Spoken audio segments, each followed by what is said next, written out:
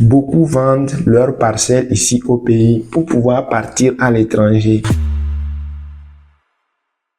Vous allez remarquer que ce soit nos frères, nos parents, nos amis qui sont à l'étranger, travaillent là-bas durement pour pouvoir gagner de l'argent et acheter une parcelle de terrain au pays.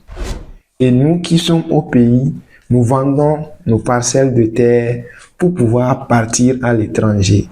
Et une fois arrivés là-bas, ils vont travailler, gagner de l'argent et revenir acheter d'autres parcelles. Bien que cette situation n'est pas totalement dépendante de notre volonté, mais souvent liée aux conditions de vie difficiles, il faut quand même dire que cette situation est déplorable. Surtout que de grandes surfaces sont vendues aux étrangers comme des Chinois, des Libanais, des Indiens et autres qui les exploitent.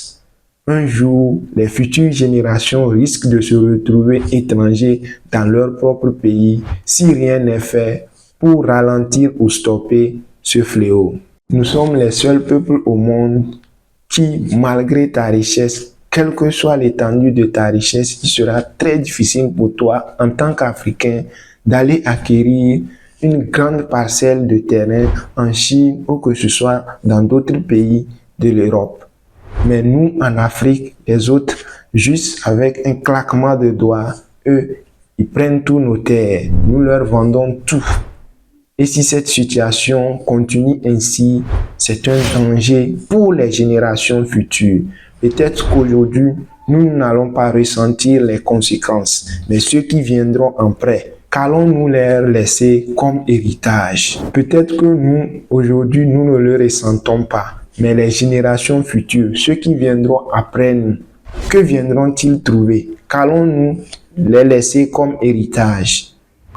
Même s'il est vrai qu'avec nos conditions de vie difficiles, notre environnement social, politique et économique très compliqué qui nous pousse à l'extrême, surtout avec nos États dans lesquels la corruption règne en maître, les détournements de fonds sont une mode et que les politiques ont abandonné le peuple, c'est à nous de prendre conscience, c'est à nous, la population, de prendre conscience du danger qui se profile à l'horizon, surtout pour les générations futures.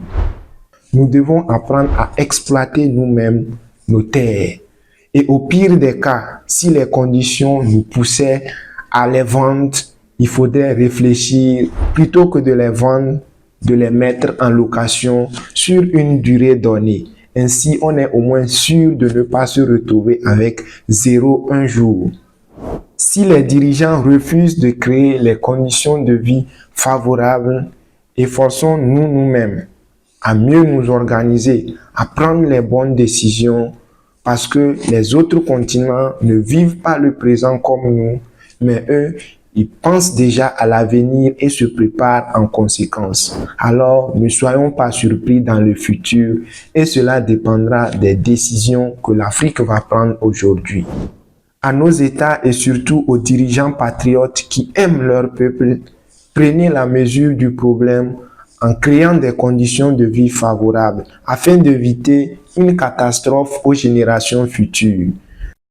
Quand les dirigeants ont une bonne vision et une volonté réelle et se soucient du peuple, le peuple lui-même n'aura qu'à fournir peu d'efforts pour se mettre sur le droit chemin. Car personne ne décide volontairement d'être étranger ou esclave dans le pays de quelqu'un, loin de sa terre natale. Personne ne voudrait braver les obstacles, affronter la Méditerranée au risque de sa vie, si les conditions sur place étaient bonnes. Donc, à nos dirigeants, prenez vos responsabilités, car de toute façon, une Afrique libre ou la mort, nous vaincrons.